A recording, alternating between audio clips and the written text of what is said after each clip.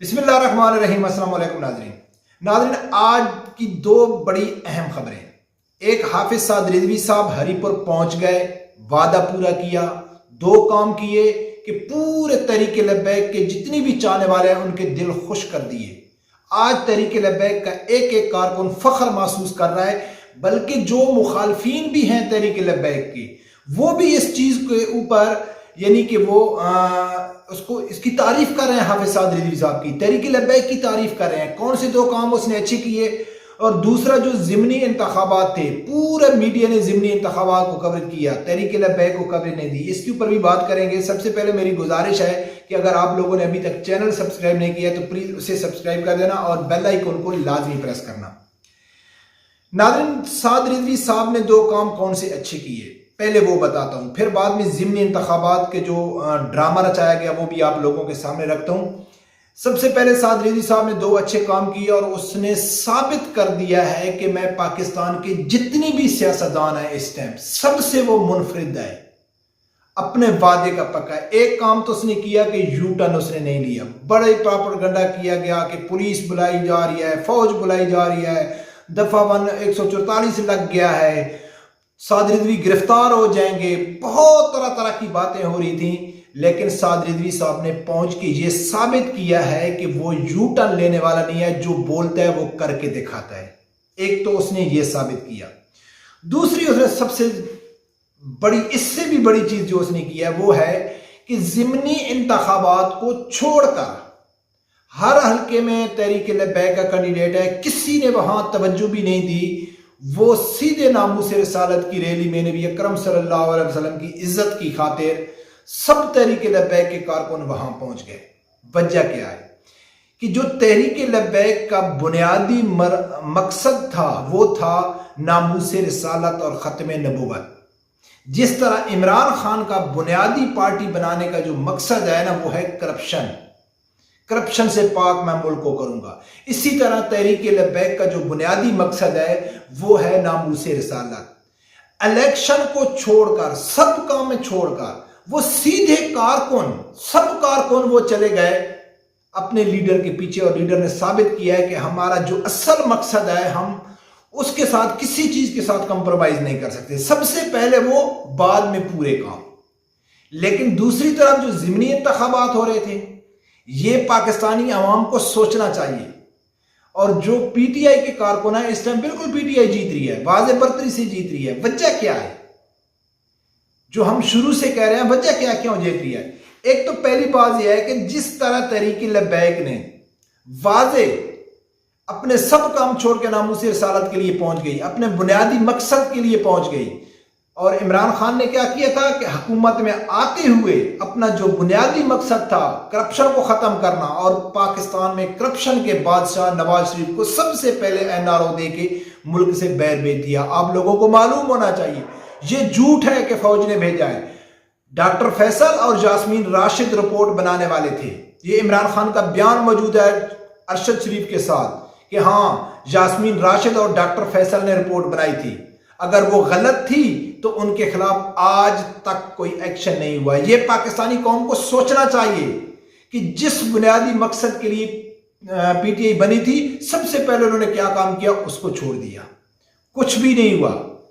دوسری سب سے بڑی بات جو تحریک لبیک نے آج کام ہری پور میں کیا، اور پی ٹی آئی کا میں آپ لوگوں کے سامنے رکھتا ہوں، آپ لوگوں نے موازنہ کرنا ہے کہ کرپشن کی بنیاد رکھنے والی، کرپشن کے اوپر سیاست کرنے والا عمران خان، اسحاق ڈار واپس آ رہا ہے، سب کی کرپشن معاف ہو رہی ہے، شہباز شریف کی معاف ہو گئی، حمزہ شہباز کی معاف ہو گئی، مریم نواز کی معاف ہو گئی، لیکن صرف کنٹینر کے اوپر تقریریں ہو رہی ہیں۔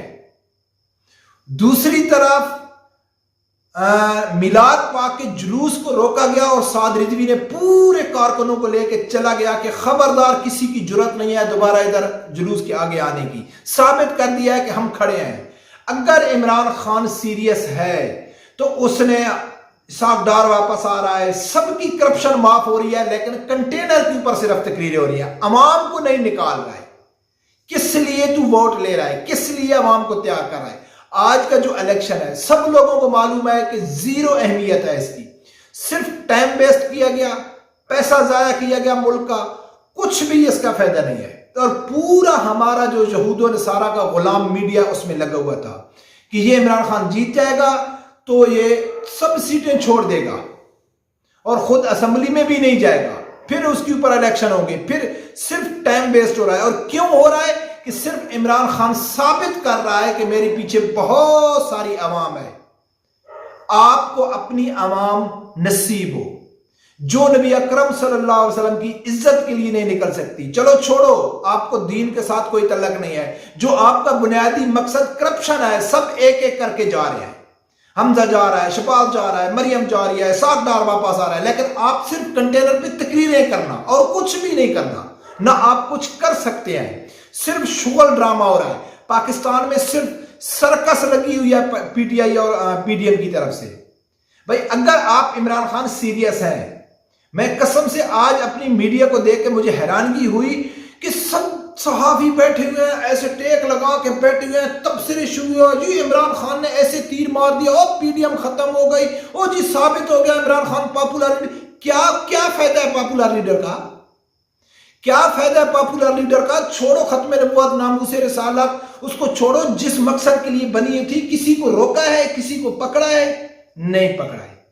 لیکن عوام سمجھنے کے لیے تیار نہیں ہے. لاسٹ ویڈیو بھی میں نے کہا تھا کہ 75 سالوں میں صرف یہی ڈرامہ ہو رہا ہے کہ فلاں کرپشن کا بادشاہ ہے, فلاں نے اتنا ارب لے لیا, فلاں نے اتنے فلائٹ بنا لیے, فلاں نے اتنے فلاں چیز کر لی, فلاں, لیکن نہ کسی کو پھانسی ہوئی, نہ کوئی گرفتار ہوا, نہ کسی کے خلاف کوئی ایکشن ہوا.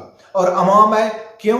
ہم عمران خان کو ووٹ دیتے ہیں کہ وہ کرپشن کے خلاف ہے, وہ ایماندار ہے, وہ کرپشن نہیں کرتا ہے. اس لیے آج تحریک لبیک کے جو کارکن ہیں وہ فخر محسوس کر رہے ہیں, اور یقین مان کے سوشل میڈیا میں یہ چیز مخالفین بھی اس کی تعریف کر رہے ہیں کہ سعد رضوی جو وعدہ کرتا ہے وہ نبھاتا ہے, جس کا اعلان کرتا ہے اور ٹائم پہ جاتا ہے اور یو ٹرن بھی نہیں لیتا ہے, اور کارکنوں کو بھی ساتھ لے کے جاتا ہے کہ اس کو روکنا ہے. لیکن عمران خان 6 دن کا ٹائم دے کے, پہلے تو اس نے بڑے جذبات میں آ کے چلا گیا نا, تو جہاں آنسو گیس اور سب کچھ ہوا تو بھاگ گیا, پھر بولتا ہے میں 6 دن کے اندر آؤں گا. آج 6 مہینے ہو گئے, وہ نہیں آیا. تو یہ ڈرامہ نہیں ہے تو کیا ہے؟ یہ سرکس نہیں ہے تو کیا ہے؟ اگر پھر بھی جو عوام سمجھتی ہے کہ عمران خان ملک کا مسیح ہے, عمران خان مخلص ہے, عمران خان پاکستان کو ترقی لے گا, تو شرم آنی ان کو آنی چاہیے, چلو بھر پانی میں ڈوب مرنا چاہیے کہ جو لوگ عمران خان کے اوپر امید رکھ کے بیٹھے ہوئے ہیں کہ یہ آئے گا اور یہ ملک کو سدھار دے گا. نہیں سدھارے گا. یقین مانو کہ جس طرح ابھی عمران خان نے یو ٹرن لیا ہے, اس سے پہلے ویسے تو یو ٹرن بہت لیا ہے, پہلے جو اس نے کہا تھا کہ جو بھی اس کے ساتھ پارٹی میں آتا ہے وہ بک کے چلا جاتا ہے, اب وہ کہتا ہے کہ بھئی میری جو پچھلی حکومت تھی اس میں میری تو مرضی نہیں تھی. کون گارنٹی دے گا؟ کون گارنٹی دے گا؟